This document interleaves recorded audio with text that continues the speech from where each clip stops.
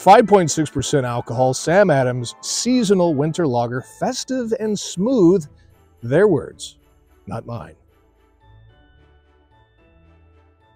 And welcome to the beer garden in front of the fireless pit. Once again, they said it's too wet. The wood's too wet to start a fire. So anyway, we are here. And if you're here because you like beer, and let's be honest, why else would you be here? Tap that subscribe button down below because I have low self-esteem and approval from strangers on the internet. Make me feel good about myself. I appreciate that. And in all seriousness, let me know what town and state or town and country you are watching from.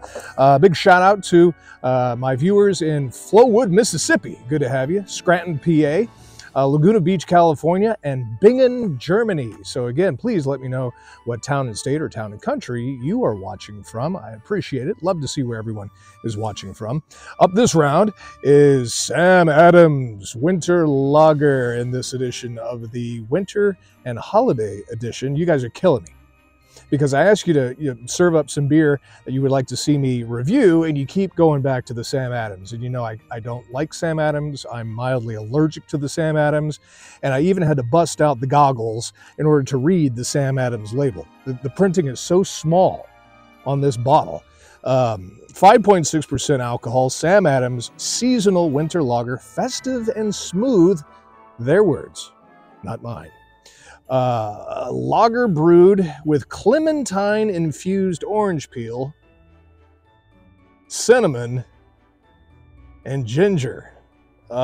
Check out my previous review of Sam Adams Winter Lager. This is a revisit for 2023. Speaking of 2023, we will be drinking it out of the sold out red label for 2023 Beer Snob's Cheap Brew Review pint glass, only to be complemented by the sold out Richardson's painted leather patch trucker cap for 2023. Good news.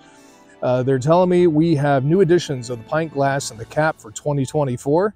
Yeah? Already sold out? What? Seriously. There's a waiting list already. Haven't even designed them yet, but there's a waiting list. So be on the lookout for that. Check out my previous review of last year for this brew. I purposefully did not watch it because I didn't want it to influence my opinion this year of this beer. Because, you know, as we get older, our palates change. Sometimes the brewers mix up the recipes and change them from year to year. I know Sam Adams did that. Check out my review for the revamped or whatever it was of their iconic flagship beer, Boston Lager. You know, they took their heritage beer and they changed it. Kind of a bold move. And I gotta mention something about Sam Adams. Let's go ahead and pop the top while I'm mentioning this. I don't know what's up with Sam Adams. I don't know if they're not making money or what, but they really seem to be branching out into different types of brews. They just revamped their flagship beer. I don't know what's going on over there, but if you got something good, you usually don't change it. If it ain't broke, don't fix it, right?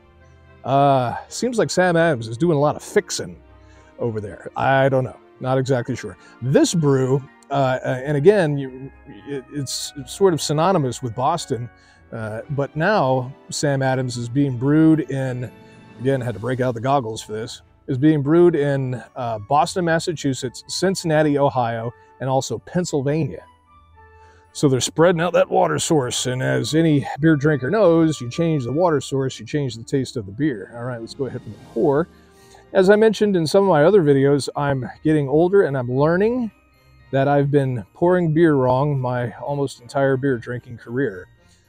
Two new things I've just started doing when I pour a beer. I rinse out the glass and have the inside of the glass slightly wet. That is a tactic that is sort of a check type of a thing I read about. I thought that's kind of interesting. And also an aggressive pour in order to give a substantial head to it. This way you don't get bloated in the belly. So I started doing it and I haven't been bloated. What you do is you bloat the glass by giving it a head. It releases all the gases that are in the beer that's in the bottle, and it doesn't go into your system as much. So there you go. All right, show the winter lager bottle, a coppery color. Not bad, almost bordering on a Irish red-ish. So that's sort of making me think there's a sizable amount of spices in this. You know me, I don't like spiced beer, especially around the holidays, but they really just overspice it. And we put this beer up for nomination. You wanted to see me review it. Plus, I don't know what's going on for the year 2023. There are almost no winter beers or holiday or Christmas beers. I haven't seen them. Check out the only reviews I've done for 2023 are the only beers I've seen, and it's less than a handful of them. So I don't know what's going on. This is just straight up winter lager for the winter and holiday edition. Time for the nose. Right off the top, it mentions spices and ginger. My wife puts ginger in everything. We have a Filipino friend who got my wife on to putting ginger in everything. I can't stand ginger. I'm not smelling ginger. I'm not smelling any spices, so that's a good sign. I am, however, getting the smell of sort of a wet wool, kind of a maybe a foot when you pull it out of a snow boot.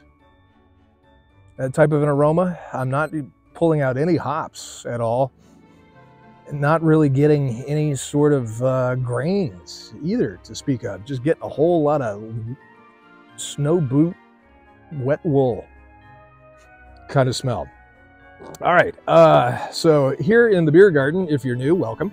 You don't drink alone here by the Fireless Pit, so grab yourself a beer. Time to winter and holiday. Cheers.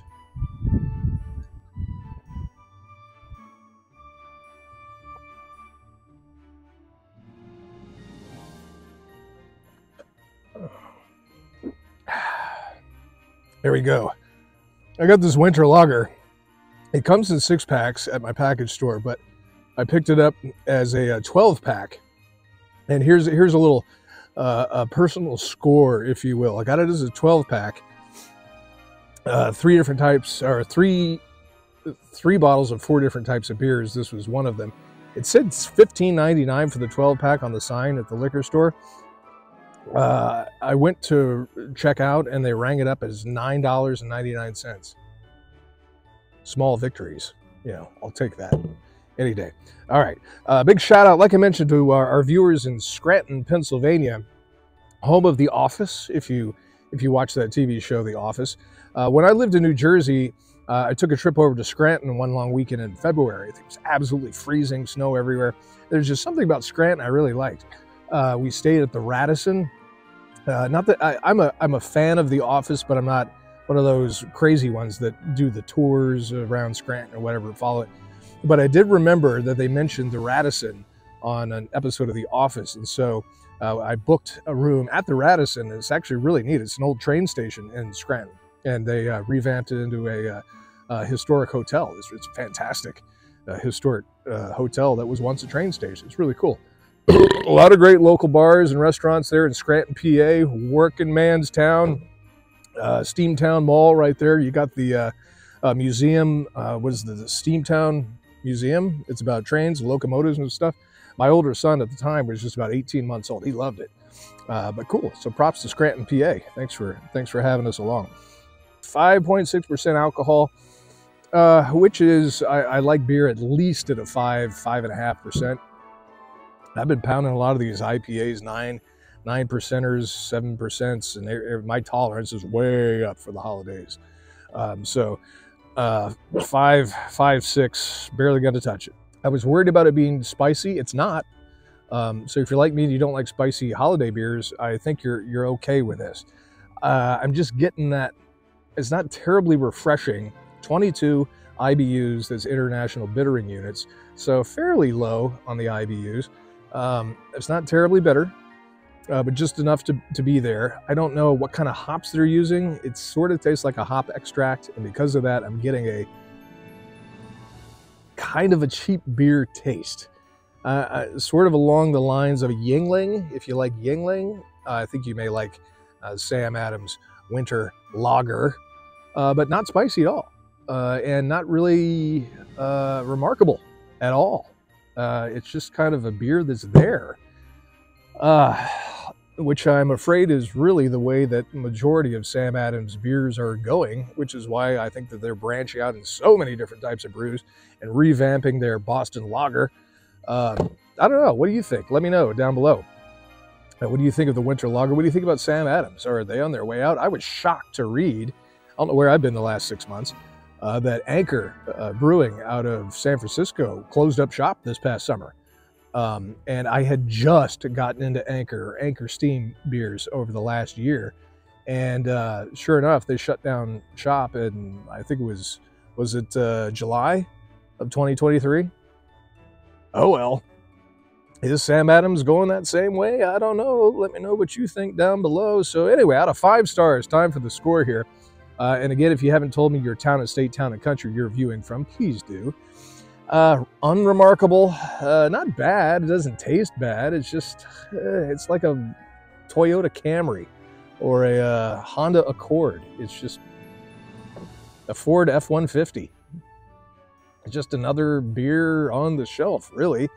And so out of 5 stars, not being awful, but not that remarkable either, I'm going to have to put you down for a 2.32 out of 5 stars. So there you go.